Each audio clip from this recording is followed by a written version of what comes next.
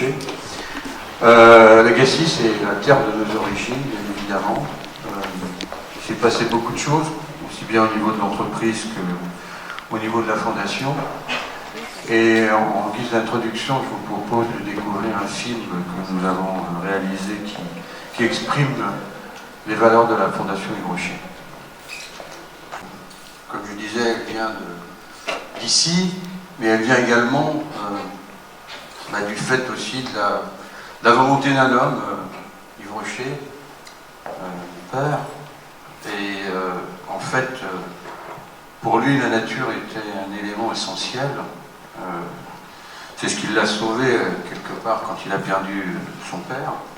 En tout cas, elle était extrêmement bienfaisante et c'est ce qui a fait que, eh bien, il a créé la marque qui porte son nom.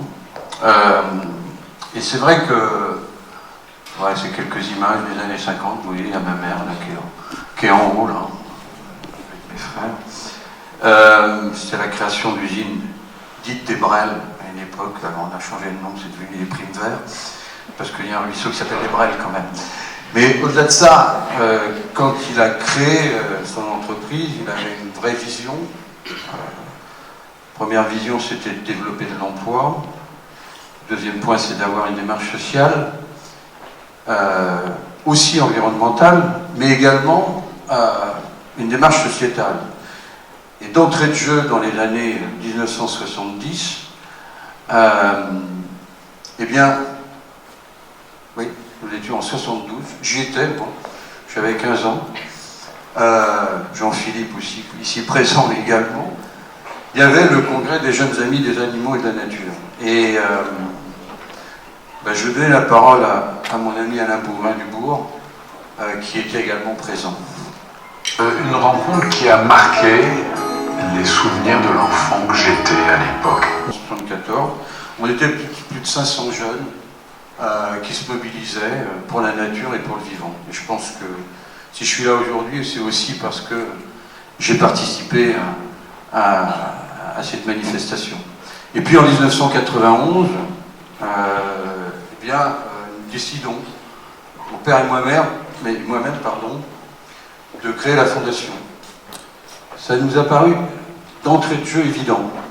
C'est-à-dire que cette fondation à l'époque était hébergée par la Fondation de France, et ça nous a paru évident. Je me souviens, il y avait des naturalistes, des botanistes, des éducateurs qui étaient dans le conseil d'administration de la Fondation. Et à l'époque, il y avait un éminent botaniste qui s'appelait Jean-Marie Pelt, qui était un homme assez extraordinaire. Il m'avait dit, quand je l'avais rencontré la première fois, il m'avait dit: Jacques, tu sais, tu as un devoir moral de te battre pour la nature parce que le succès de ton entreprise repose là-dessus. Et c'est vrai que, on le sait très bien, la base même de l'histoire de la marque est liée aux plantes et à la nature. Et donc en 91, on a décidé donc de créer la fondation. Et une des premières actions que nous avons souhaité mener, c'est une action locale. Parce que je crois que c'est extrêmement important aussi. C'est la chance que nous avons, nous, c'est d'avoir un terreau qui est fertile, qui est ici en Bretagne. Et d'entrée de jeu, on a mené des actions de plantation d'arbres. Et la première action que nous avons menée, c'est une école, un arboretum. Alors, vous avez reconnu sans doute, vous avez reconnu sans doute Auguste, là. À l'époque, il avait une moustache. S'était passé cette opération d'une école, un arboretum. Merci, bonsoir. Alors moi, ce que j'en retiens avant tout, c'est une aventure extraordinaire. À l'époque, moi je ne travaillais pas encore à la Fondation Yves Rocher, et on avait monté une association avec Roger Seignol, que je salue là-haut maintenant, et je suis sûr qu'il est avec nous ce soir. Et une association pour travailler avec la Fondation Yves Rocher, et nous n'avions même pas peur, parce qu'on avait choisi le nom Germanor. Et plus sexy aujourd'hui, certainement. Mais en fait, on a fait quand même le job, et on a créé le premier arboretum avec les enfants de Lagacy. Et là, très rapidement, avec la Fondation Yves Rocher, On s'est dit que si on voulait permettre à ce que les gens sauvent leur nature, leur environnement, il fallait surtout peut-être les aider à mieux le connaître. Et c'était la philosophie de ce premier arboretum qui était tout simplement de planter des arbres de chez soi. Ces arbres qui vous cachent, ces arbres dans lesquels vous pouvez faire des cabanes, et ces arbres qui entourent votre maison. Et si on ne les connaît pas, on n'aura peut-être pas envie de les protéger. Et tout est né, tout a débuté à la Gacilly à travers ce premier arboretum. Et j'aurai grand plaisir, et du fond du cœur, samedi prochain, à 11h30, de recevoir les enfants de l'époque qui ont un peu grandi parce qu'ils sont devenus maman, papa, et là, ils viendront avec leurs petits bouts. Tout simplement, petits bouts qui reprendront peut-être le fil de cet arboretum. On fera un passage de génération et 30 ans après, de pouvoir le vivre, sincèrement, ça me touche profondément. Et cette école, une école arboretum, est devenue très très vite une opération nationale, voire internationale. Plus de 500 arboretums ont été créés. Et aujourd'hui, l'opération Plantons pour la planète, je pense, s'en est probablement inspirée. Donc, je suis très fier d'avoir contribué à tout ça. Merci. Merci à tous. Et moi, j'ai eu le bonheur et le choc en 1992 d'aller d'abord en Guyane, passer 15 jours avec des Amérindiens, c'est Sissiwa, là j'étais avec lui, et on vivait en pleine forêt, et c'est assez impressionnant comme aventure parce que vous avez une relation mais qui est essentielle, je dirais, avec la nature. Et puis j'ai pris l'avion, puis je suis allé au Brésil, et puis là j'ai mon ami Jean-Philippe Baudouézy, que j'appelle, à venir, qui connaissait bien évidemment très bien le Brésil, et à l'époque, justement, on a continué aussi cette aventure ensemble, ça fait plus de 30 ans qu'on est ensemble, mais surtout, il m'a fait découvrir la beauté et l'immensité de l'Amazone. Est-ce que tu peux nous dire quelques mots? Bonsoir, merci Jacques. On avait rencontré, quand Jacques est venu en Amazonie, pour moi c'était un moment très fort parce que j'avais arpenté un peu l'Amazonie en 89, année d'ailleurs où, je ne sais pas si vous en souvenez, pour ceux qui suivaient un peu les choses, le chef Raoni, qui est devenu depuis un ami de Jacques, avait fait lancer son premier cri pour l'Amazonie en disant « elle est menacée ». Et moi je l'avais arpenté et on sentait, même dans cette immensité verte, déjà la fragilité. Et j'appliquais toujours cette phrase de Cousteau, tu te souviens, on ne peut pas protéger ce qu'on n'aime pas, on ne peut pas aimer ce qu'on ne connaît pas. Donc moi j'espérais beaucoup, mais j'avais le trac du fait que Jacques vienne en Amazonie en disant, mais est-ce qu'il va aimer, quoi? Est-ce qu'il va vraiment vibrer pour cette forêt, quoi? Et ça a tellement bien marché, ce voyage qui était juste un avant-goût, hein, parce qu'on avait rencontré à l'époque Geoffrey, qui était un journaliste qui avait traversé depuis la Guyane française jusqu'à Belém à pied, et quand tu lui avais posé la question « Mais monsieur Geoffrey, qu'est-ce que vous pensez de l'Amazonie ?» Il avait dit « Mais l'Amazonie, même la vie d'un homme, elle ne suffirait pas pour la connaître. » Mais voilà, il y avait cette immensité, il y avait cette fragilité, et il y a eu rapidement cette conscience-là qu'a pris Jacques, et le fait que peu de temps après, il y avait la COP, la conférence de Rio. Oui, on était donc en 1992, hein, il y a le sommet de la Terre. Il faut savoir qu'il y avait eu un premier sommet de la Terre qui avait eu lieu à Stockholm, uniquement qu'avec les gouvernements. Le deuxième sommet de la Terre se situait à Rio. Et en fait, il y avait à la fois les gouvernements, les ONG, ce qui était nouveau, et puis les entreprises. Il se trouve qu'il n'y avait que 3 entreprises françaises qui étaient représentées, dont la nôtre. Tu peux nous en dire quelques mots? Et relativement peu d'ONG. Et pour autant, il y avait un grand espoir. Il y avait Cousteau qui était là, le commandant Cousteau. Il y avait eu un discours de Mitterrand extrêmement fort. C'était la première grande rencontre vraiment d'un ensemble si grand de chefs d'État qui prenaient des grands engagements pour la planète. Nous, on a eu à ce moment-là, c'était le moment où, avec la Fondation s'est engagée pour avoir un programme de plantation en Amazonie. Donc ça faisait suite de l'école d'Alain Boiretop. C'était le premier programme international, quelque part. Et au moins, ça a été un programme qui a eu lieu. Les engagements de nos dirigeants, eux, on les a attendus à Rio 2012 et on les a encore attendus cette année à Lucerne. Ils ne sont pas venus. Merci Jean-Philippe, en tout cas, mais c'est vrai que j'étais encore avec Sébastien Salgado, qui est un Brésilien, mais qui vit en France, un grand photographe, et qui vient de faire une exposition absolument extraordinaire qui s'appelle Amazonas. Et c'est vrai qu'on continue à déforester de plus en plus. Et c'est quand même tout le problème aujourd'hui de notre société, parce que quand on voit, nous, 30 ans après, eh bien, la situation ne fait que continuer, quoi. Alors revenons au local, parce que je pense qu'il est important aussi toujours d'avoir les pieds sur terre. Et vous voyez, en 1994, bien voilà, on a fait les fêtes de la nature. Donc, et à l'époque, bien, il y avait énormément de jeunes qui étaient venus. Logiquement, il doit y avoir une petite vidéo qui va exprimer un peu ce qui est fait. Record battu. 7 ans. C'est quand même impressionnant de voir toutes les opérations qui ont été menées pendant ces années-là. Et c'est vrai que l'essentiel, c'était vraiment aussi de faire en sorte que les enfants, on s'est donné une mission au niveau du groupe Rocher. On est un des premiers groupes à avoir un statut d'entreprise à mission au sein de notre groupe. On s'est donné comme mission de reconnecter les femmes, les hommes, les enfants à la nature. Et c'est un vrai enjeu. C'est un enjeu de société parce qu'on voit bien que malheureusement, il y a de plus en plus d'enfants, et même nous, de personnes connectées, mais connectées à leur smartphone, à leurs écrans, et de moins en moins de personnes connectées à la nature. Et c'est un vrai enjeu de société parce que si on veut protéger la nature, il faut l'aimer, il faut essayer d'être en contact avec elle. Enfin, en 2001, on se dit que notre entreprise existe grâce à la nature. Et on se dit aussi qu'elle existe grâce aux millions de femmes qui achètent nos produits.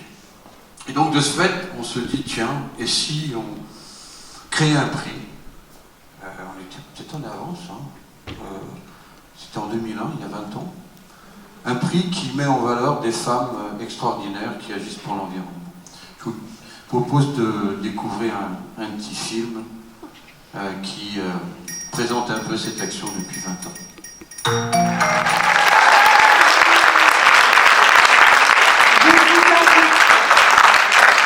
Je vous invite surtout à applaudir ces femmes courageuses qui nous inspirent au quotidien et qui nous font avancer. Et cette place centrale des femmes que vous avez découvert dans le film, dans la préservation de la biodiversité, Jacques Rocher et son père l'ont perçue très tôt. C'était en effet, il y a 20 ans déjà, quand le programme Terre de Femmes a été créé pour soutenir financièrement, mais aussi humainement, toutes ces femmes engagées sur le terrain. Finalement, c'était de l'écoféminisme bien avant l'heure. Comme vous le savez, ces 2 dernières années ont été un petit peu chahutées, un peu singulières. Il n'y a pas eu de cérémonie de remise de prix, comme vous en avez l'habitude. On n'a pas pu non plus aller sur le terrain à la rencontre de nos lauréates. Et certaines d'entre elles ont rencontré de grandes difficultés. Et pourtant, ce jour, le jour des 20 ans de Terre de Femmes et des 30 ans de la Fondation Yves Rocher, elles sont là, parmi nous, avec nous. Elles viennent des 4 coins du monde. Et j'appelle donc Joanne, Naomi, Lottie, Virginie et Victoria à me rejoindre sur scène.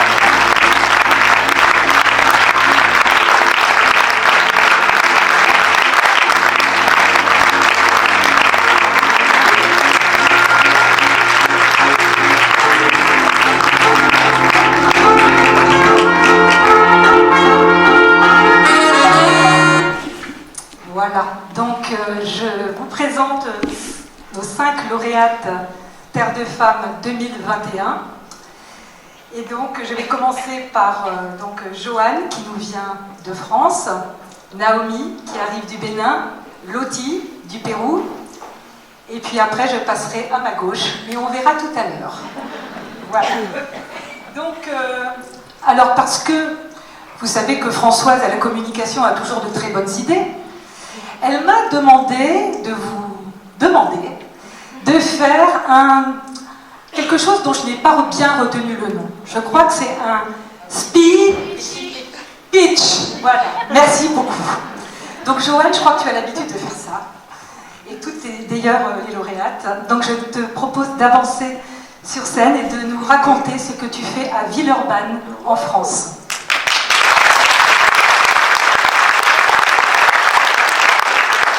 Bonjour à tous, je suis la fondatrice de Mineka, qui est une association qui a pour but de démocratiser le réemploi dans la construction. Et pour ce faire, on collecte des matériaux qui sont destinés à être jetés auprès du secteur du BTP, qui est le premier émetteur de déchets en France et dans le monde.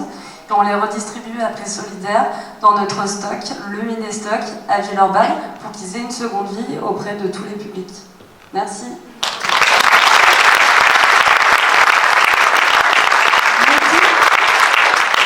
Je te propose d'avancer parce que toi tu nous viens de très loin, tu viens de la forêt amazonienne et du Pérou, où tu préserves une surface qui fait 4 fois la surface de Paris, je crois. Exact. Ouais. Incroyable, tu nous en dis plus? Oui, bien sûr. Bon, bonsoir à tous et avant tout, vraiment merci beaucoup à la Fondation Yves Rocher et pour avoir soutenu mon projet et me primer parce que vraiment c'est quelque chose de réconfortant parce que dans nos quotidiens en forêt amazonienne, ce n'est pas si simple que ça et le fait d'avoir sorti, c'est encourageant, ça permet d'aller vers le devant et vraiment nous préservons 40 000 hectares de forêt en Amazonie, riche en biodiversité, plein d'animaux sauvages qui sont en extinction et nous le faisons aussi avec les communautés et c'est ça qui nous sommes très contents parce que ces communautés locales au jour d'aujourd'hui ils sont conscients de ce qu'ils sont et ils veulent nous accompagner dans cette conservation et pour nous c'est très important parce qu'il y a beaucoup d'enfants qui s'impliquent à ça et finalement ce sont eux qui seront les artisans de la conservation. Moi je suis que le passage.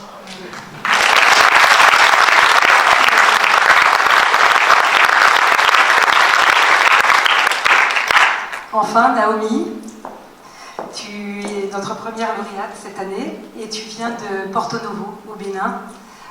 Donc j'aimerais que tu nous en dises un petit peu plus sur ton action là-bas. Bonsoir, je suis ravie d'être là et ce prix nous a vraiment aidés, nous a poussés dans nos activités. Moi, je représente Bobeto, qui veut dire ramasseur d'ordures en langue locale. Et en fait, on essaye de créer de la richesse à partir des déchets. Donc, on a monté une activité autour des déchets plastiques, qui sont un véritable fléau partout dans le monde, et au Bénin encore plus, puisqu'on n'avait pas encore de moyens de les récupérer. Et ce qu'on a fait, c'est qu'on a accompagné des ramasseurs informels, qui sont surtout des ramasseuses, pour leur donner un emploi autour de la récupération et de la revente des déchets plastiques.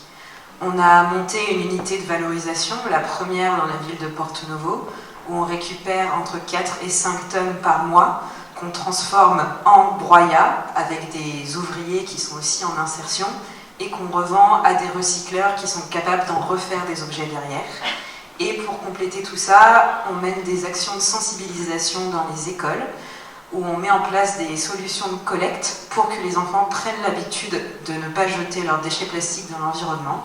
Et en échange, on finance des projets socio-éducatifs dans ces écoles pour montrer aux enfants qu'en prenant soin de la nature, on peut aussi prendre soin de soi. Voilà, merci. Quatrième lauréate qui n'est pas là ce soir, qui n'a pas pu se joindre à nous, elle est à Montpellier, sur le bassin de Thau. Et son projet est surtout dédié aux circuits courts. Donc, les circuits courts permettre aux consommateurs d'aller directement acheter les légumes et surtout les poissons. Donc, voilà, petite pensée pour Eti.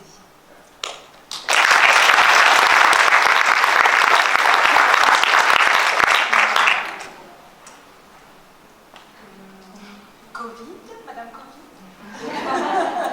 Merci.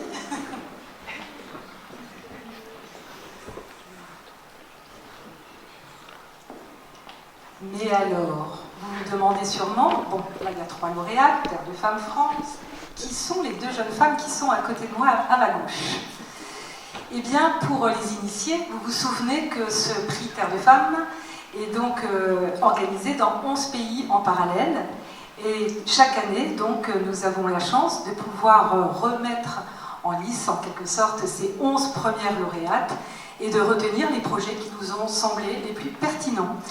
Donc, cette année, nous avons la chance d'avoir une mention spéciale et un grand prix Terre de Femmes qui viennent de Belgique. Ça n'est jamais arrivé.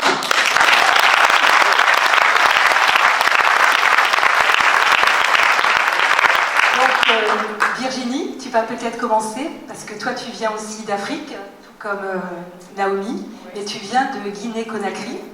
Et je te laisse la parole pour expliquer ton projet. Oui, alors bonsoir. Ça marche? Ça marche. Vous voyez que je ne fais pas beaucoup de frais de vêtements, puisqu'il y a 2 ans je portais déjà le même foulard par les femmes de mon village. Moi, avec le projet Cueilleuse de miel, je développe l'apiculture intuitive, c'est-à-dire que l'objectif, ce n'est pas le miel, mais plutôt la protection des abeilles. Donc on installe des ruchers en zone rurale, en partenariat avec les femmes, qui ont des gros problèmes liés à la déforestation et à l'usage des pesticides. Et donc l'idée, c'est de les convaincre de pratiquer une agriculture plus naturelle grâce aux abeilles qui pollinisent mieux les jardins. Et ce qui les motive, c'est qu'on leur achète le miel, ce qui contribue à leur développement économique. Alors en fait, j'ai reçu 3 prix de la Fondation Yves Rocher et j'ai décidé d'investir le dernier dans la naissance d'une forêt mellifère, parce qu'en fait, ça ne sert à rien que je continue à développer le rucher, puisque nos abeilles commencent à crever. Crever de faim, crever de soif, crever tout court. Donc, je lance un appel, comme chaque fois, je lance un crowdfunding pour collecter des fonds pour planter une forêt dédiée à la biodiversité en Guinée-Conakry. Et vraiment, merci à la Fondation, mais pas seulement à la Fondation, mais à toutes les femmes qui travaillent dans ce contexte-là. Merci Françoise, parce que le Covid, un coup d'État et un peu d'Ebola et beaucoup de palud, ça a été très dur ces 18 derniers mois, et j'ai reçu tout le temps des appels de vous. Voilà. même de membres de la Fondation Yves Rocher que je ne connais pas, qui s'inquiétaient de savoir si je tenais le coup, si je survivais. Et sincèrement, au-delà de l'argent, ça compte beaucoup de sentir qu'on a une action qui a du sens et d'être soutenue. Donc merci la Fondation.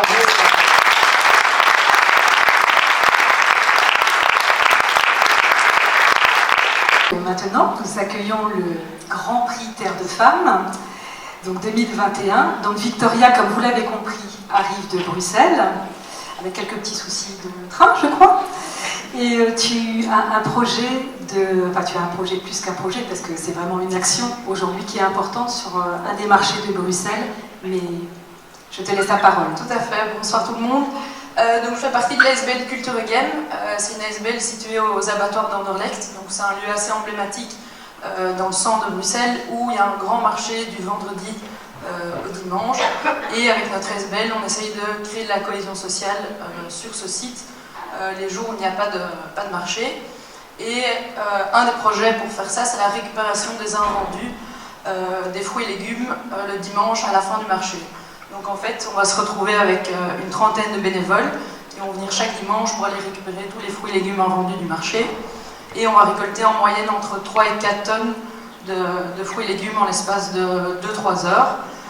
Et en fait, chaque bénévole qui a participé à l'activité peut aussi ramener des fruits et légumes à la maison. Et donc tout ça, ça va être stocké dans notre frigo et on va distribuer ça le lundi aux personnes dans le besoin.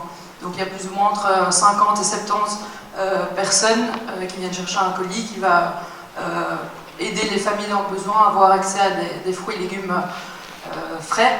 Et donc c'est vraiment un projet qui vise à lutter contre le gaspillage alimentaire, mais aussi vraiment pour un accès à l'alimentation saine pour tous, parce qu'on a pu voir encore plus l'année passée avec le Covid, que c'est quelque chose c'est vraiment une illusion.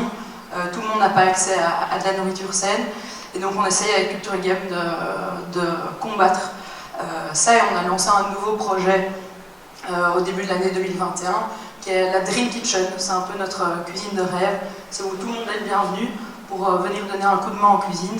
Et donc on se retrouve avec une 50aine de personnes qui viennent cuisiner.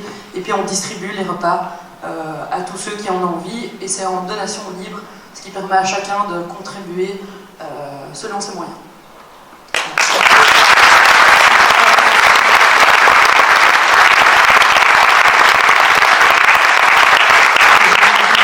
Très important, c'est que la clé de ce projet, ce sont les bénévoles. Sans eux, on ne peut vraiment rien faire. Il y a Elvis qui m'accompagne aujourd'hui, il représente les bénévoles aujourd'hui. Et je remercie énormément les bénévoles parce que sans eux, on ne pourrait pas faire tout ce qu'on fait.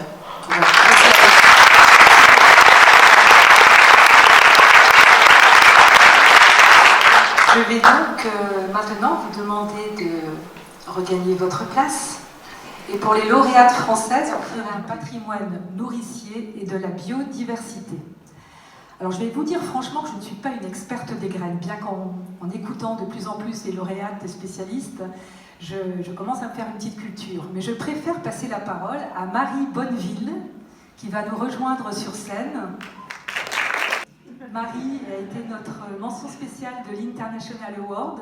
Tu as un projet en France. Pour nous, c'était important que tu sois là ce soir avec nous, parce que cette problématique des graines touche vraiment le monde entier, on va le voir après, mais aussi la France.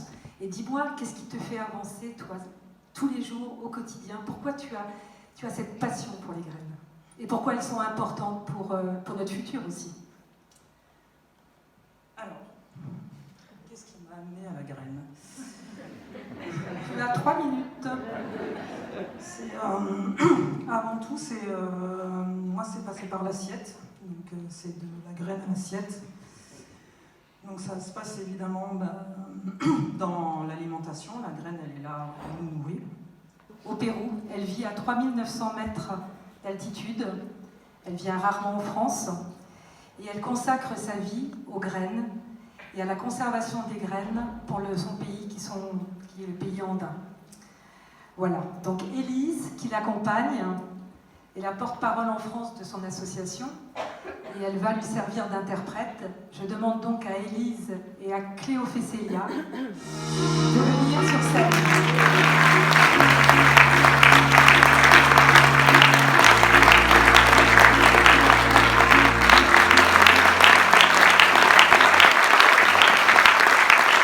Bonjour Cléo Fesselia, et honorée de vous recevoir dans ce village de l'Agacilly, qui est le berceau de toute cette aventure environnementale, mais aussi tellement humaine. Dites-moi ce que vous faites à Chinchero. Muchísimas gracias. Yo también estoy muy orgullosa de visitar a vuestro país. Merci beaucoup. Moi aussi, je suis très fière de visiter votre pays. Si me permiten, puedo cantar una pequeña canción de mis ancestros para que así nos pueda unir con mi tierra. Si vous me permettez, c'est une tradition et j'aimerais que vous me laissiez quelques minutes pour chanter un air qui va nous permettre de nous unir ce soir avec ma terre. Yeah.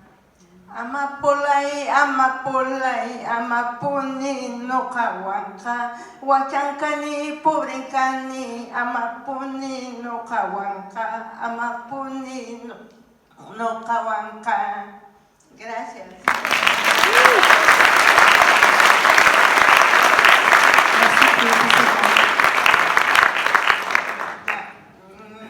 Yo represento en mi comunidad. Yo vengo de Perú, Cusco, Chinchero. Je viens de Pérou, de Cusco, à Chinchero derrière Cusco, et je suis représentante de ma communauté.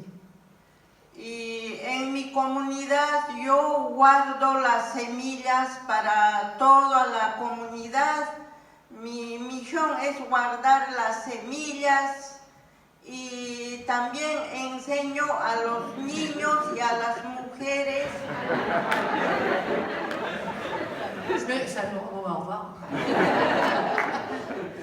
Vous avez remarqué, hein, il y a de l'énergie. J'ai la responsabilité au sein de ma communauté, je suis la gardienne des graines en fait. Et je m'occupe de garder ce trésor-là pour le transmettre aux enfants. Y enseño a los niños y a las mujeres cómo se puede plantar las semillas y a guardar también. Y tengo En plus des enfants, mon rôle est de transmettre par les femmes comment les différentes semences peuvent se planter. Alors ça paraît simple, hein, mais ce qu'elle m'a expliqué, c'est aussi comment, dans quel sol, pourquoi, quelle saison, etc. etc. C'est tout un art et avec beaucoup de tradition. Tengo espacios para poder enseñarles cómo se hace la planta, cómo se hacen las nuevas semillas y en su mayoría en mi tierra se trabaja la papa. Alors pour ça, j'ai gardé par chez moi un espace pour pouvoir garder toutes ces semences et que ces semences-là puissent perdurer. Et chez nous, au Pérou, la majorité des plantations concernent la pomme de terre dans ma zone. Tenemos como, en todo el Perú tenemos como 400 variedades de papa. Au Pérou, au total, on a plus que 400 espèces de variétés de pommes de terre. Y en mi comunidad yo conservo como 20 variedades de papas. Dans ma communauté, quoi qu'il se passe, mon rôle, c'est de conserver l'intégralité du patrimoine de 20 espèces de pommes de terre. Ce qui est un énorme honneur, en fait, de pouvoir garder ces pommes de terre-là. También cultivamos la quinoa y otros cereales. Dans cet endroit-là, où je vis en altitude, il y a d'autres cultures qui sont la quinoa, les autres céréales. También hacemos el trueque, lo que nuestros antepasados, los incas, nos han enseñado, eso mantenemos en la comunidad. Pour nous, avant d'arriver à l'économie de marché, et ce que nos ancêtres nous ont transmis, c'est l'économie du troc. Et moi, je suis, en termes de semences, je vigile, je vérifie, je suis gardienne du fait qu'on puisse toujours continuer à troquer des graines. Parce que celui qui n'a pas d'argent n'achètera pas de graines, et donc c'est comme ça qu'on va se retrouver à éloigner plus encore les gens de la culture. Donc la culture du troc pour aller au centre de son action. En este intercambio llamado el trueque, no es necesario la moneda, podemos cambiar con otras comunidades semillas o productos. Et dans ce troc-là, ça nous permet d'aller à la rencontre d'autres humains dans d'autres communautés et de troquer contre autre chose, d'autres semences ou d'autres produits. Donc on essaie de continuer dans cette économie circulaire locale. Y cada planta, cada semilla debemos cuidar y como cada gota de agua, y eso nos reúne, nos junta, eso será la salvación del futuro para los... Ma mission, c'est de conserver chaque graine pour permettre le futur. Mais on va laisser peut-être la parole, parce qu'elle va prendre la parole toute la nuit. Hein. C'est pas possible de... Enfin, si je viens à la sécurité... En tout cas, je vous demande de l'applaudir et surtout merci beaucoup pour les conseils.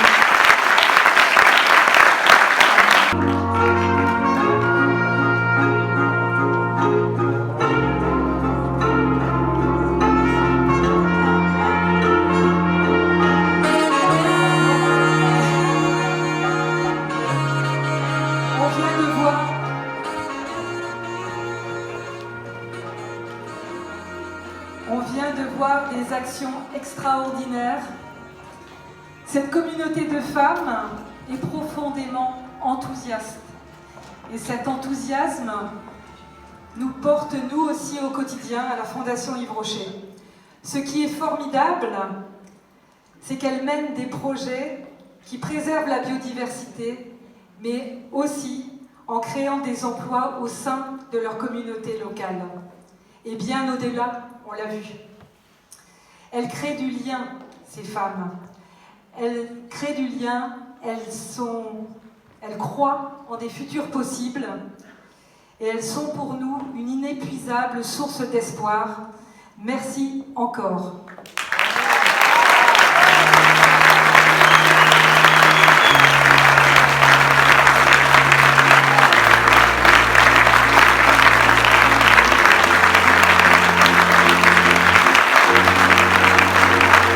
Pourquoi? Premier point, elle a sauvé une forêt en plein Nairobi, une forêt de 1000 hectares. Quand vous connaissez Nairobi, en 1930, il y avait 10 000 habitants, aujourd'hui il y a 5 millions d'habitants. D'ailleurs, je suis allé, il y avait une de nos lauréates qui travaillait dans le bidonville de Nairobi où il y a plus d'1 million de personnes. Elle avait développé des sacs potagers à l'intérieur des ruelles, c'était absolument extraordinaire. Et Wangari, donc, a protégé cette forêt. Je suis allé, d'ailleurs, avec sa fille après son départ, son décès. Et j'avais l'impression d'être à 500 km de Nairobi. C'était une forêt absolument extraordinaire. Et Wangari s'attachait aux arbres avec d'autres femmes. Et elle était en prison. Et elle disait aux policiers, etc., vous pouvez me taper dessus, j'ai une peau d'éléphant. Bon. Donc vous voyez déjà la personnalité.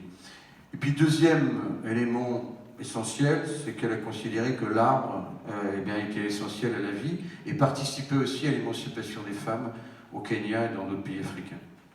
Et donc, elle s'est mise à planter des arbres et elle en a planté 40 millions. Et elle a reçu le prix Nobel de la paix pour justement ses faits d'armes. Et c'était la première femme africaine à recevoir un prix Nobel de la paix. Et quand vous rencontrez une personne comme ça, on était ensemble avec Jean-Philippe. D'ailleurs, il y a eu une anecdote assez marrante, excusez-moi, mais quand on a planté un arbre à Nairobi, on était agenouillés tous les deux avec elle. Elle me dit, elle a fait une réflexion comme ça, il y a d'ailleurs les images sont là pour le constater. Elle dit, un Français qui travaille. Bon. Bon, voilà l'image que... Alors, on a signé une convention avec Wangari parce qu'elle avait décidé de créer un programme qui s'appelait Plantons pour la planète. Et donc, vous ne savez peut-être pas, mais le siège du programme pour l'environnement des Nations Unies est à Nairobi. Et donc, on a signé cette convention pour planter 1 million d'arbres. D'ailleurs, à l'époque, certains esprits m'avaient dit, mais c'est de la folie, 1 million d'arbres.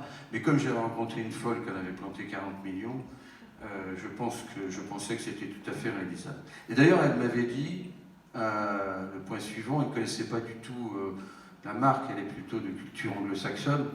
Elle avait vécu aux États-Unis, fait des études aux États-Unis, bien qu'étant sortie d'un petit village comme Legacy, elle était professeure, elle était vétérinaire. Elle m'avait dit, mais si vous touchez le cœur de vos clients, vous ferez beaucoup plus. Et c'est vrai qu'au fil du temps, ce programme s'est développé, et de 1 million, on s'est dit on va passer à 5 millions, et puis c'était les 50 ans de la marque Yves Rocher, on a planté 50 millions d'arbres. Et puis voilà, et nous sommes arrivés en 2020 à 100 millions d'arbres. Ce que je voudrais dire par rapport à ça, et c'est, vous le disiez mesdames, c'est d'abord l'action de terrain, concrète, avec des personnes engagées, avec des bénévoles, avec des associations locales qui font que nous avons réussi à mener ce programme qui paraissait un peu fou. Je ne sais plus ce qu'il y a après, il y a un film, non? Excusez-moi, là j'ai un problème. Mais je crois qu'il y a un film, c'est ça? Voilà, la jeune génération là, qui arrive, et c'est très important. Moi, ce que je constate aussi, c'est qu'il y a beaucoup de jeunes qui sont extrêmement motivés pour agir. Donc Marine, dis-moi, est-ce qu'on va faire, on s'arrête donc de planter des arbres? Alors non, on ne va pas s'arrêter avec Plant for Life, qui est le nouveau nom du programme Plantons pour la planète, parce que planter pour la vie, et puis en anglais aussi, pour toucher le plus grand nombre. Vous l'avez vu, c'est un programme international, et puis on sait que la planète nous survivra, mais sans les arbres, pas le vivant. Et puis voilà, on va continuer à planter parce que ça reste essentiel avec les défis qu'on traverse aujourd'hui. Donc 35 millions d'arbres supplémentaires à 2025. Mais on souhaite aussi s'ouvrir à de nouvelles actions, des actions de préservation de l'existant, à commencer par la France, pour la gestion des haies bocagères, pour stopper l'érosion, et puis aussi ailleurs dans le monde, là où on le pourra. Et puis une autre action... Juste un point, il faut savoir qu'on a créé aussi une structure qui s'appelle le Fonds pour l'arbre. Tu peux nous en parler?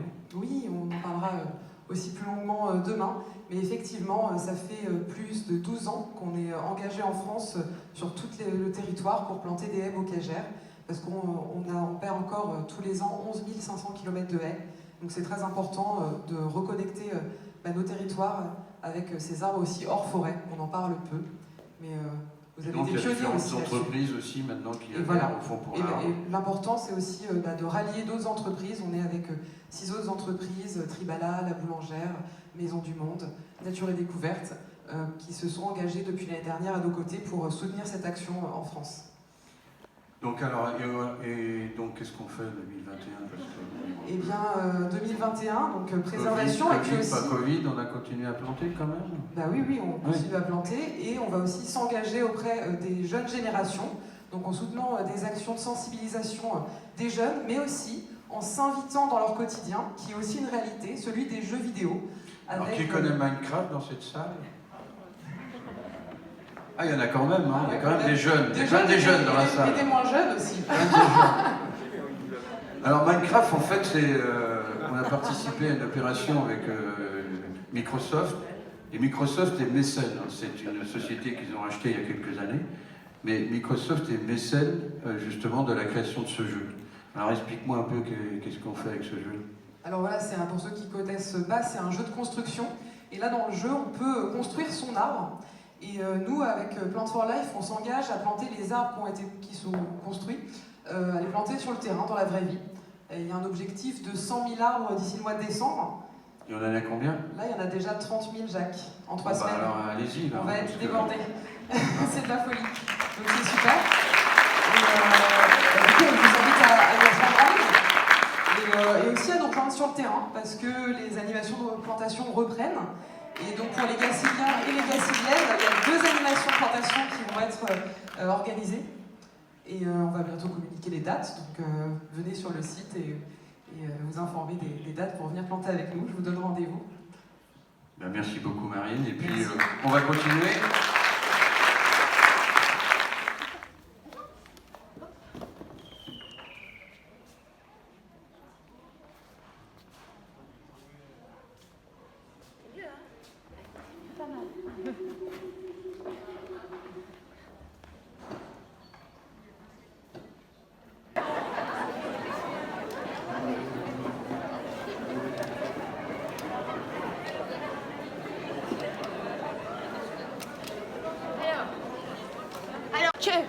Là, je dois surveiller mes potirons ici, alors. Mettez-vous un petit peu plus par là. Voilà, non, là, c'est pas du tout.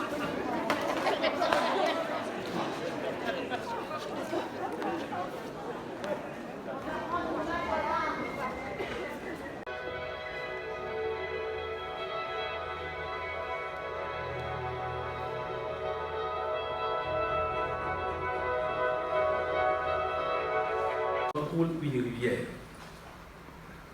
la rivière Zio. Écoutez, c'est depuis ses abords, dans la forêt dense et verdoyante, que l'on entend tomber massivement dans le lit de la rivière Zio. Ce sont plus de 2 millions d'arbres qui ont été